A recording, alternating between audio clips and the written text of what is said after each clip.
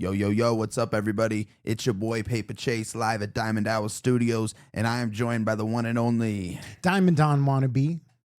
Well, it's nice to have you, man. So today we're doing something a little different for our channel. I know we usually keep it pretty lighthearted, fun with the reactions and, you know, having a good time laughing. But I saw something this morning that I watched this video and it had me fuming, bro.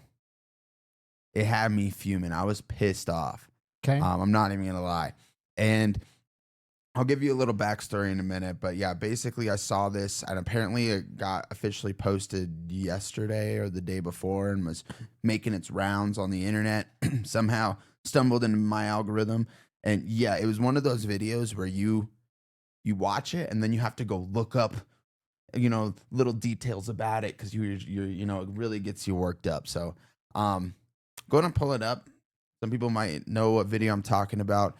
Apparently, this gentleman, William McNeil Jr., had a very not too pleasant interaction with his local law enforcement. And apparently this happened back in February, but his attorney just was able to release the video like this week. So that's why it's just going viral now. Okay. Yeah, let's get into it, man. Let's play the clip. When he pulled me over, he walked up, opened my door because my window don't work, right? Okay. And then I said, so what I did wrong? Yeah. He said, well, for one, your headlights are off under this weather. I'm like, okay. There's multiple people headlights off, first of all. And then there's no rain. It doesn't matter. You're still required to have headlights on. Can you pull that law up? Huh? Can you pull that law up? Yeah, when you... Okay, we'll rewind it, but first off, just so you're clear, he got pulled over because he didn't have his headlights on in the rain during midday. That's why he got pulled over, the whole reason. Okay, whatever. Maybe that's valid in some way. I don't know why the fuck you need more than one cop, but that's why he got pulled over. So just so you understand the context of how ridiculous. Oh, I think he might have gotten pulled over for something else. Well, yeah, you know, but that's their reason for why he got pulled over. You're still required to have headlights on. Can you pull that law up? Huh? Can you pull that law up? Yeah, when you step out of the car, I will. Can you call your supervisor? Huh? Can you call your supervisor? All right, go for it. Exit the vehicle now! Exit the vehicle! Show me your hands. Here.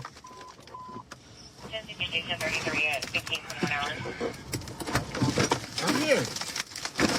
What is your reason, sir? Step out. What is your reason? Step out now. All right. No, don't. Ooh. Stop fighting! Put your hands behind your back. Put your hands behind your back! Hands behind your back! What's wrong with you? I was putting my hands behind my back. Ain't no talking now, man. Ain't no talking. I'm fucking stupid shit, bro. I was doing it, bro. What's going on, man? You're under arrest. That's what's going on. No, bro. Yes, bro. You Yes. have a lawful reason, Big bro. knife center in here, too. You gonna throw me going like that, bro? Yeah, I'm gonna take it off of you, bro. I haven't watched the rest of the end of this, but man, I have never seen something escalate like that for absolutely no reason. He was chill. He was stoic, bro. He crossed his arms. He's like, all right, fuck this. After he got fucking knocked in the mouth. Yeah. I mean, honestly, like, I'm just going to say this and people can hate me if they want, but that's why I never talk back to police officers. Yes, sir. Whatever you want, sir. Like, I just don't leave any room for that. I don't backtalk them because I don't see any point to it. It's like saying like, hey, you know, I want to know my rights, blah, blah, blah, all that stuff. They are in a position of authority, whether you like it or not. They got the gun. They got the badge. They typically have the law on their side. So he was smart enough to have a video, but imagine if he didn't have that. So I'm not saying it's right or wrong. I'm just simply saying I comply. I do not give any pushback. I do everything that they say for that reason. Now, that being said, this dude's probably going to walk away with the nice grand prize of millions of dollars. Hopefully, bro. You know what I mean? Hopefully. He's hopefully going to sue the police department and walk away paid. So good on him. Good thing he was recording and that he had a dash cam, because otherwise, imagine like in the days before all this type of stuff happened all the time. I'm gonna let you fill in, but I actually have a personal story relating to this, which is part of the reason that I act the way that I do. And yeah. Yeah, I mean, I agree with what you said. I mean, I usually do comply, but these guys were clearly aggressive from the get-go. Yeah. You know what I mean? And at some point, if you're not able to stand up for yourself when you're completely in the right. Yeah. And, he was just saying, he's like, my window doesn't work. That's why he had the other one rolled down. And they break it fucking open and pull him out of the car. That's insane. Like, that's a totalitarian type government right there. And that's what I don't want, our future to be like, obviously, for my children. And, I don't want them to be in fear of the cops constantly, and feel like they have, they don't really have any freedom. Yeah. If they make one mistake, shit like this is going to happen and the cop's going to get away with it. Yeah, man, I don't know. This is one of those ones, man, when I saw that for the first time, I was fuming, bro. I was like, this is absolutely crazy. And apparently none of the cops have been fired or put on leave or anything. Especially that one fat pig in the fucking glasses who just socked him in the face 2 times. Yeah. That's crazy. It is crazy. It's just, like, I've personally been through a number of experiences like this. So it's not surprising. One that comes to mind, there's 2. First one real quick was just, we were having like a little get together. There's like 4 of us. It wasn't anything crazy. I think we're playing the music a little bit loud. I was probably in my 20s, and my girlfriend answers the door. This big, he happened to be a black police officer, jacked, like big old black police officer, opens the door and is like, basically telling us we have to turn the music down. We're like, fine, not a problem. We were literally just chilling, having a couple of drinks. We were all of age. And he starts to walk in and she's like, you can't come into my house without a warrant. And she went to go slam the door. And he's like, did you just slam my foot in the door? Just literally yanks the door open, grabs her by the neck, throws her against the wall. Thankfully, his police officer was there to stop him, and he like calmed him down. He was immediately like, dude, what the fuck are you doing? Yeah. We took badge numbers, filed a complaint. Of course, nothing ever happened of it. And then the other situation that occurred was, I mean, obviously, Black Pegasus.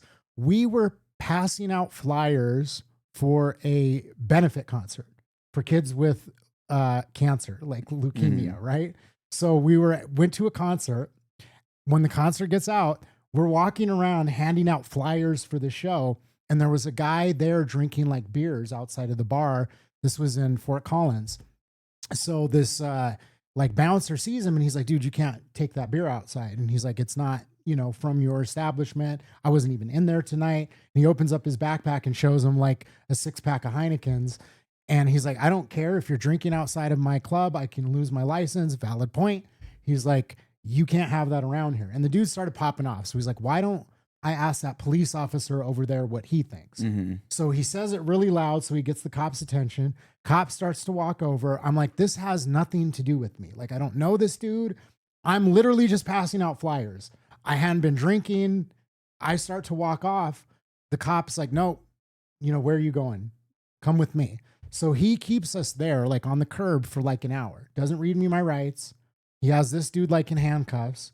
So I'm just sitting there for like an hour. And finally I just lost it. And I was like, look, man, and when I say lose it, I mean, I was just like, hey man, you can't detain me without arresting me. You have to read me my rights. I did the exact same thing. Started, you know what I mean? Talking about my rights and trying to stand up for myself. Or your lack of their rights. Yeah, exactly. And I was like, hey man, I know my rights, that you can't detain me without reading me my Miranda rights and charging me with something. I was like, if you want me to act as a witness, then you can take my ID. I will give you all my contact information and you can subpoena me, for the court date, if that's what this is about. But I haven't committed any crimes. So I say that, I speak up a number of times. This goes on. We're there for over an hour. And finally, my dumbass decides like, hey, you can't detain me if I haven't committed a crime. So I get up to walk away. He grabs me and just goes to slam me in the concrete. Now, my first reaction, just natural, was to like turn around and grab him because I literally still had like flyers in my hand. I was like headed face first, to do a digger into the curb. And so I was really just to break my fall so I didn't like land head first in the concrete. Stupid. As soon as I did that, all the other cops were like, oh, he's fighting him. So they ran over. with the nightsticks and just start beating the living shit out of me. I mean, Oh, they were like, God. boom, boom, slamming me. They slammed me on the ground. And when I fell with my arm like trapped to my chest.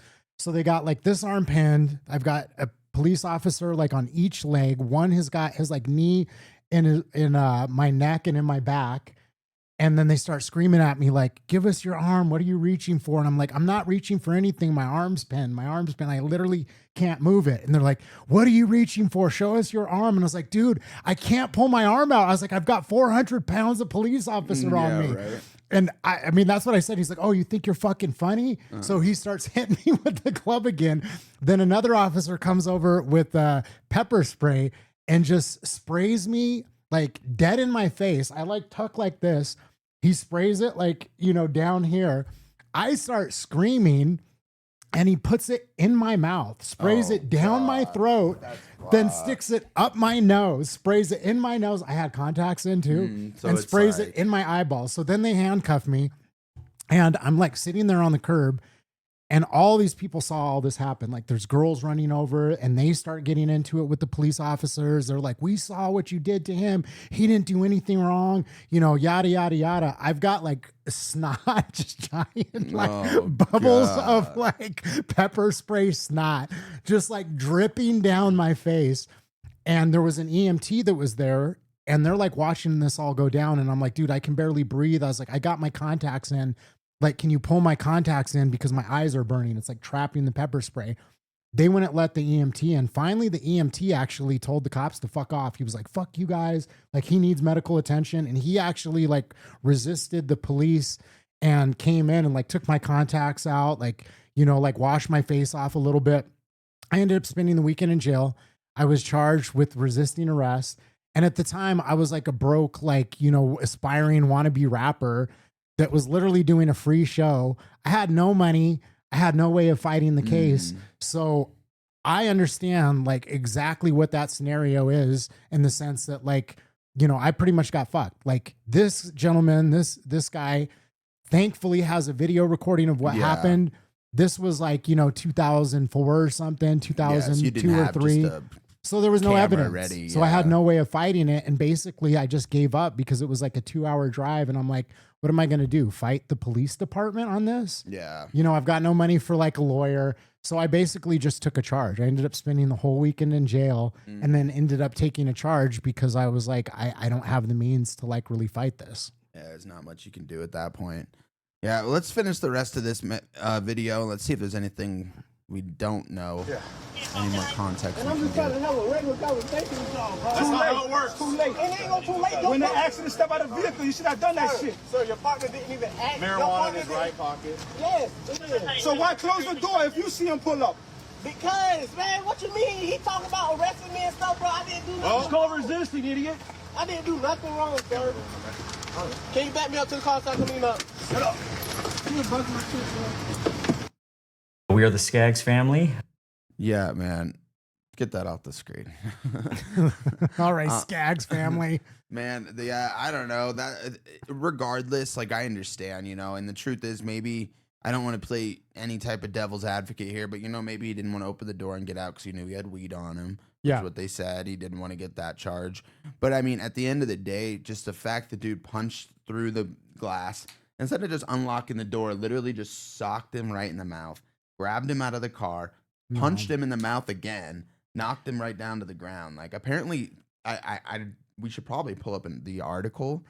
Maybe if you want to search that real quick, just the William McNeil Jr.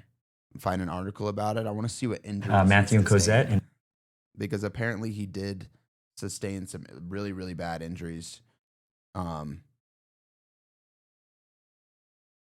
yeah, we're gonna search this and pull it up real quick, and I just want to see kind of the updated news about what's going on. You could probably do any of those top articles; it'd probably be fine.